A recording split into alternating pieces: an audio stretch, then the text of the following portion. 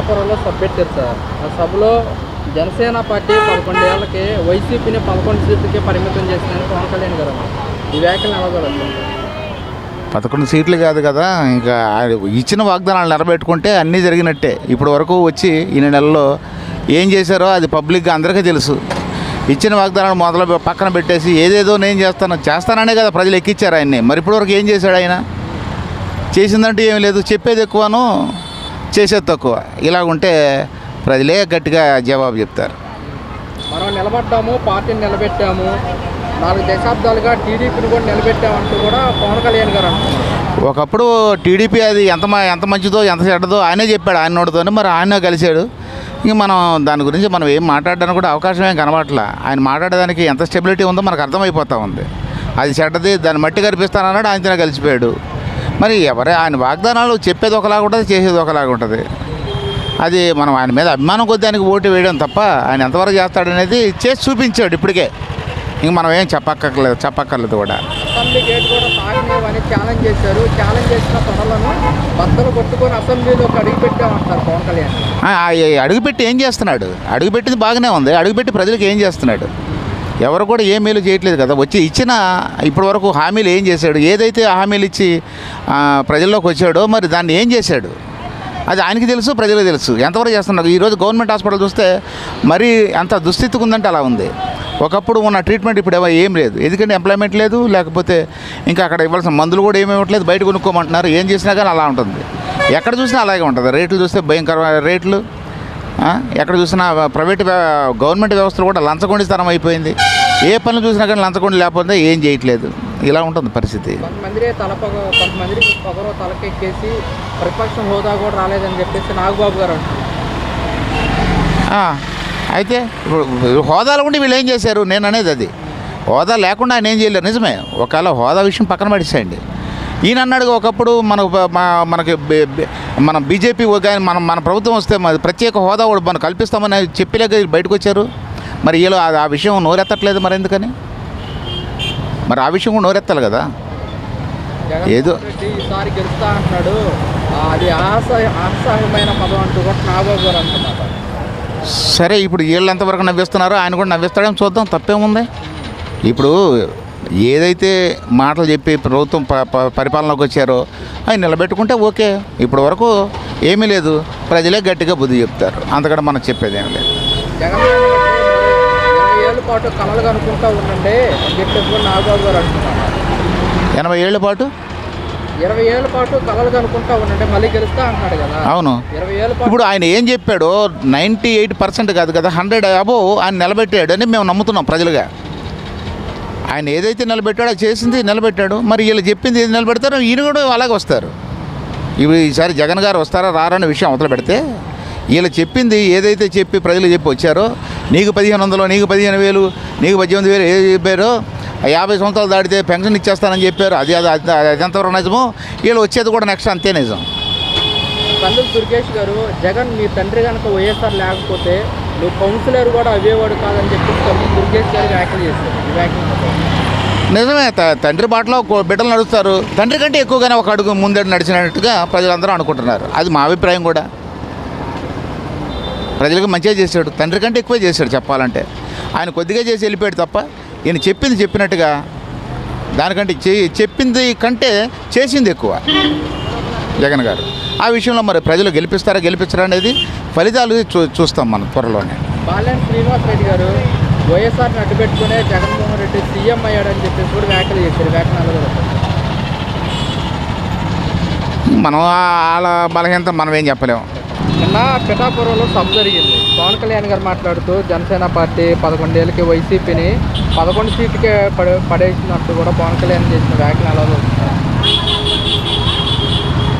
Changes కోరుకుంటున్నారు కాబట్టి జనాలు వచ్చిందని నేను అనుకుంటున్నాను. అంటే ఇప్పుడు గతంలో టీడీపీ ఉన్నప్పుడు ఏం జరిగింది? ఈయన రావాలని కోరుకున్నారు. అందుకని జగన్ వచ్చాడు, ఏకదమ్మని ఒకేసారి అన్ని సీట్లు గెలిచాడు 171. ఇప్పుడు మళ్ళీ మార్పు కోరుకున్నారు. అందుకని జనసేనకి యాక్చువల్గా 23 పోటీ చేస్తే 23 వచ్చేసింది. మేబీ జనాలు చేంజెస్ కోరుకుంటున్నారు కాబట్టి అట్లా ఉంటుంది తప్ప ఎవరైనా కానీ పథకాలు ఇస్తారు, ఏ గవర్నమెంట్ వచ్చినా కానీ ఇవ్వాల్సింది, ఇవ్వకుండా అయితే ఉంటారు కదా. మేబీ దానివల్ల ఏమన్నా చేంజ్ వచ్చి ఉంటుందేమో తప్ప ఏమో నెక్స్ట్ మళ్ళీ ఎట్లా వస్తాయి ఏంటనే ఏం తెలియదు కదా. ఇప్పుడు జనాలు చేంజెస్ కోరుకుంటున్నారు కాబట్టి ఇట్లా జరుగుతున్నాయి అంతే. పార్టీని నిలబెట్టే మనం నిలబడ్డాము, 4 దశాబ్దాల టీడీపీని కూడా నిలబెట్టామని పవన్ కళ్యాణ్ గారు నేను అదే అంటున్నాను. ఒక్కసారిగా జగన్ వచ్చేసరికి కాంగ్రెస్ నుంచి విడిపోయి 1 సంవత్సరం ఇదయ్యాడు. పవన్ కళ్యాణ్ వచ్చేసరికల్లానేమో 10 years స్ట్రగుల్ అయ్యాడు. ఈ జగన్ వచ్చేసరికల్లా 1 year 2 years స్ట్రగుల్ అయ్యాడు. ఒక్కసారిగా అతను కూడా సపరేట్ పార్టీ పెట్టుకున్నప్పుడు గెలిచాడు ఒకేసారి. మేబీ అట్లా ఎవరైనా అవ్వచ్చేమో. జనాలు అందరూ మైండ్ సెట్ ఒకలాగానే ఉండదు కదా, డిఫరెంట్గా కోరుకుంటున్నారు. మేబీ అట్లా వచ్చి ఉంటుందేమో నేను అనుకుంటున్నాను అంతే. అసెంబ్లీ చోటు కూడా పాకనేమంటూ కూడా వ్యాఖ్యలు చేశారు. అది అంటే అందరూ డైలాగులు వేస్తారండి. ఎవరు వచ్చినప్పుడు వాళ్ళ ప్రతాపాలు వాళ్ళు చూపించుకుంటారు. పర్టికులర్గా వీళ్ళే చెప్పారు వాళ్ళే చెప్పారు అనడానికి ఏం లేదు. నేనున్నాను, నేను ఏదైనా నా ప్రత్యర్థి ఉంటే వాడి మీద ఏదో ఒకటి మాట్లాడాలని అనుకుంటాను అంతే. అట్లా ఎవరో ఒకరు అంటూ ఉంటారు. మాటలు లేకుండా రాజకీయాలు అయినా నడవాలంటే నడిచేది కాదు కదా. ఎవరో ఒకరు ఏదో ఒకటి అంటానే ఉంటారు. దానికి తగ్గట్టు అటాక్లు, కౌంటర్లు అటాక్లు అట్లా ఉంటాయి. అంతకుమించి అదేం పెద్ద ఇదేం కాదు.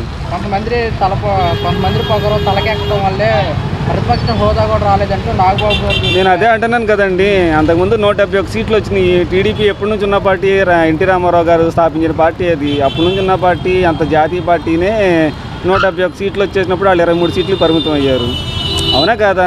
ఇప్పుడు అటు ఇటుగా మారుతూ ఉంటే తప్ప పర్టికులర్గా వాళ్ళే సపోర్ట్ వీళ్ళే సపోర్ట్ అనేది అయితే ఏం ఉండదు నాకు తెలిసినంత వరకు అంతే.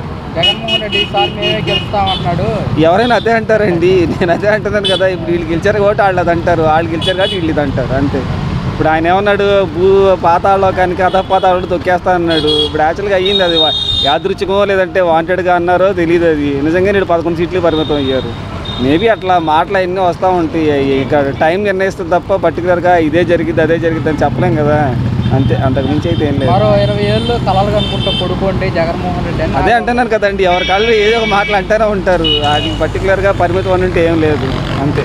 కందులు దుర్గేష్ గారు మాట్లాడుతూ జగన్మోహన్ రెడ్డి వాళ్ళ తండ్రి కనుక లేకపోతే వైఎస్ఆర్ నువ్వు కౌన్సిలర్ కూడా ఇప్పుడు అలా అనుకుంటే పవన్ కళ్యాణ్ కూడా అంతే కదండి. చిరంజీవితో బ్యాక్గ్రౌండ్ ఉంటే కనుక అతను కూడా ఏం లేదు కదా.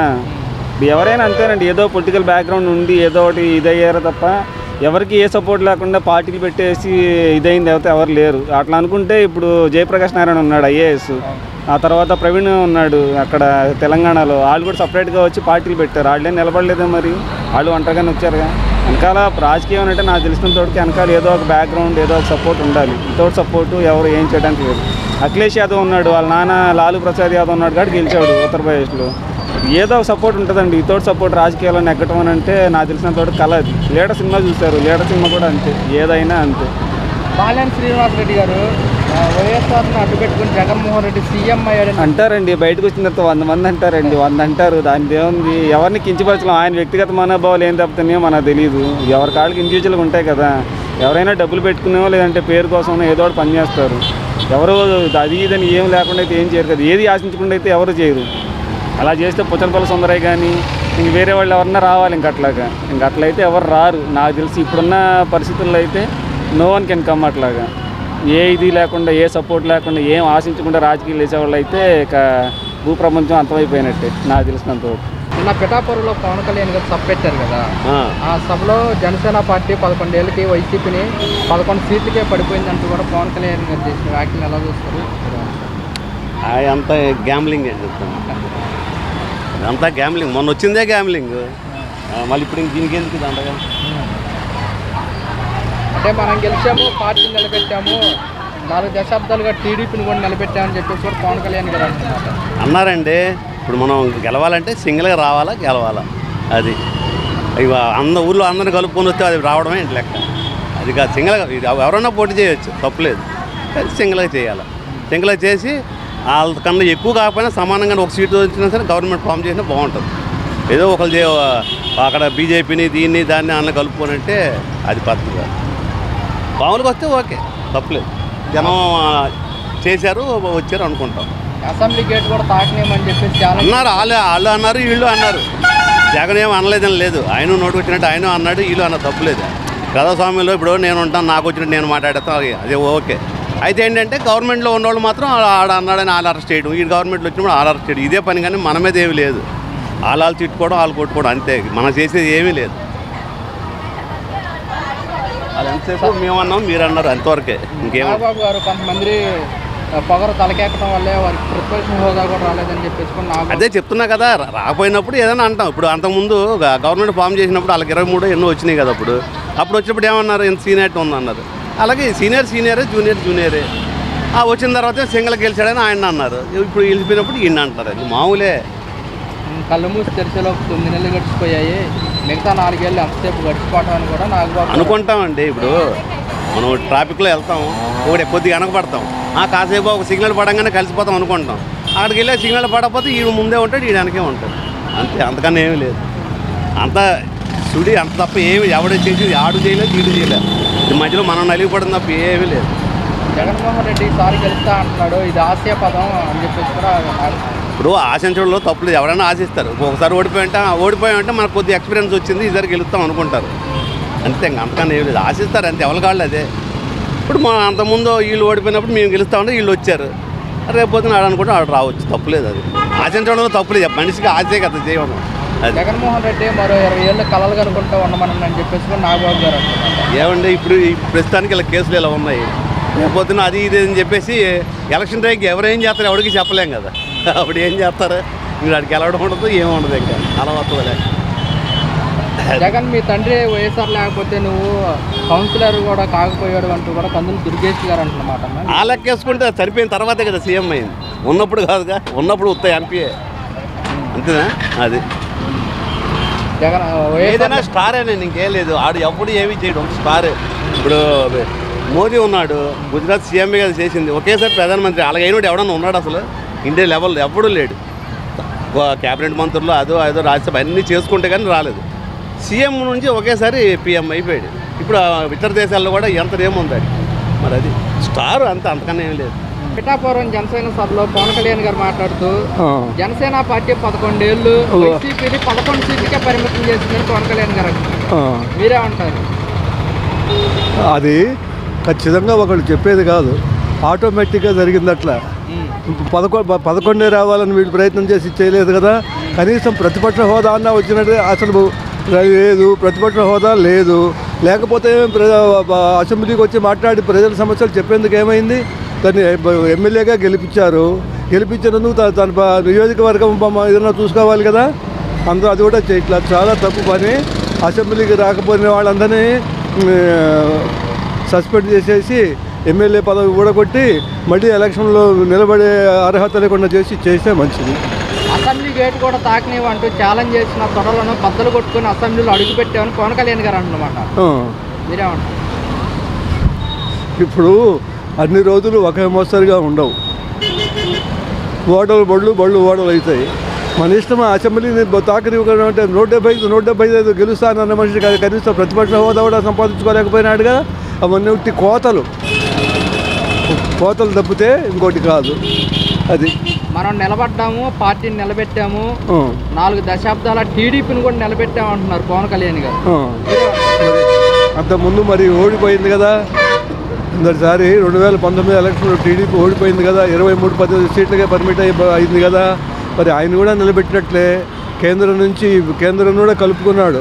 ఒకప్పుడు చంద్రబాబు నాయుడు బీజేపీతో నేను కలవనన్న మనిషే అయినా సరే ఒప్పించి కలిస్తే తప్పితే ఇప్పుడు ఒకటే. అటు బీజేపీ కానీ కాంగ్రెస్ కానీ 2 పెద్దవి ఇవి. ఆ రెండింటిలో ఎవరో ఒకటి దాంట్లో అనుసరించుండాలి. తప్పితే వీళ్ళు వేస్తే ఏమీ సాధించలేరు. కేంద్రంతో అనుకూలం లేకుండా ఉంటే అందుకని బీజేపీతో కలుపుకోవడం మంచి పనే జరిగింది. అహంకారం వల్లే ప్రతిపక్ష హోదా కూడా దక్కలేదు అంటున్నారు నాగబాబు గారు. అది 100% నిజం. 100% అహంకారం వల్లనే. లేకపోతే 151 సీట్లు సంపాదించిన పార్టీ 11 సీట్లోకి ఎట్లా వచ్చింది? తను చేసిన తప్పుదలమే ఇదయింది. అది కళ్ళు మూసి తెరిచే లోపు 9 నెలలు గడిచిపోయాయి, ఇంకా 4 ఏళ్ళు ఇంకెంతసేపు గడిచిపోతాయి అంటున్నారు నాగబాబు గారు. ఇప్పుడు ఒకటి 100% వీళ్ళు చేయలేరు. 100% చేయబడేటువంటి అసమమైన పని. ఎలక్షన్ల కోసం వాగ్దానాలు చేశారు. 3 వంతులు నిలబెట్టుకుంటారు. దానికని వెనకటి ప్రభుత్వం కన్నా 1000 రెట్లు మెట్టరు. జగన్మోహన్ రెడ్డి మరో 20 ఏళ్ళు కలలు కనుక్కుంటా ఉన్నామనండి అని చెప్పేసి 20 ఏళ్ళు కాదు, ఆయన జీవితాంతం కూడా జైలు సరిపోదు. ఆయన చేసిన నేరాలకి శిక్షలు పడ్డ తర్వాత అసలు బయటకు వచ్చే పని లేదు. కంటిన్యూస్గా జీవితాంతం జైల్లో ఉండాల్సిన మనిషి. అంటే మరి నెక్స్ట్ టీడీపీ పార్టీకి డిపాజిట్లు కూడా రానేమంటున్నారు కదా జగన్మోహన్ రెడ్డి గారు. ఇప్పుడు ఏం చేశాడు? తన చేతిలో ఉంది అది, తన చేతిలో ఏం లేదు. ప్రజలు అంత వెరిగా లేరు. కొంతవరకన్నా చేస్తారు. ఎవరు మంచి చేసేది, మంచి చేయని వాళ్ళు ఎవరు అన్న సంగతి ఆలోచిస్తారు. దాన్ని బట్టి ఇది తప్పితే జగన్మోహన్ రెడ్డి అన్న మాట రాజకీయ భవిష్యత్తు లేదు. నువ్వు లేదు లేదు లేదు. జగన్ మీ నాన్న వైఎస్ఆర్ కాకపోతే నువ్వు కౌన్సిలర్ కూడా అవ్వేవాడు కావని చెప్పేసి కందులు దుర్గేష్ గారు అంటున్నమాట. నిజమేనంటారా? ఇప్పుడు అంతకుముందు వాడు నాన్న ఉండగానే ఎంపీగా చేశాడు. తర్వాత ముఖ్యమంత్రి తండ్రిని అడ్డం పెట్టుకుని ఇష్టం వచ్చింది దోచుకున్నాడు. ఇవెక్కడికి మర్చిపోదు. వీటిని దోచుకోవటం కన్నా కూడా బాబాయి హత్య చేసిన వాళ్ళని పట్టుకుంటామంటే పట్టుకునేందుకు కూడా వీల్లేదా? అది అహంకారం కాదా? నాలో నాకు అధికారం ఉందని అహంకారం కాదా అది? వీళ్ళు పట్టుకుందామని వెళ్ళినప్పుడు యంత్రా ఉనిలా అవినాష్ రెడ్డి రక్షించాడు జగన్మోహన్ రెడ్డి. ఎందుకు ఇచ్చేశాడు అంటే తను కూడా ఆ కుట్రలో తనది భాగం ఉంది. ఆ కుట్రలో తను కూడా భాగం ఉంది. అందువలన బయట పోతుందని చెప్పి ఆపాడు. లేకపోతే అవినాష్ రెడ్డిని అరెస్ట్ చేస్తానంటే జగన్మోహన్ రెడ్డికి ఎందుకు కోపం? అది వైఎస్ఆర్ వల్లే నువ్వు ముఖ్యమంత్రి అని చెప్పేసి 100% రైటు. ఆ మాట 100% కరెక్టే. లేకపోతే అయ్యేవాడు కాదు. అది బాలనేని శ్రీనివాసరెడ్డి గారు మాట్లాడుతున్నమాట. నా మంత్రి పవన్ కూడా తీసేసినప్పుడు బాధపడలేదు, నా ఆస్తులు కాజేశాడు జగన్మోహన్ రెడ్డి అని చెప్పేసి. అది కూడా 100% కరెక్టే. 100% కరెక్టే. వీళ్ళంతా ఇప్పుడు బయటకు వచ్చి చెబుతున్నారు కానీ అప్పుడు ఆ రోజున ఏం చేశారు? ఎప్పుడైతే ఆ పార్టీ మనకు నచ్చలేదో అప్పటికప్పుడే పార్టీ నుంచి బయటికి రావాలిగా, రాలా. ఇప్పుడు చెబుతున్నారు వరుసగా. నేను ఎప్పుడో దీనిలో చేరాల్సింది, జనసేనలో చేరాల్సింది, నేను చాలా తప్పు చేశానని ఇప్పుడు చెబుతున్నాడు.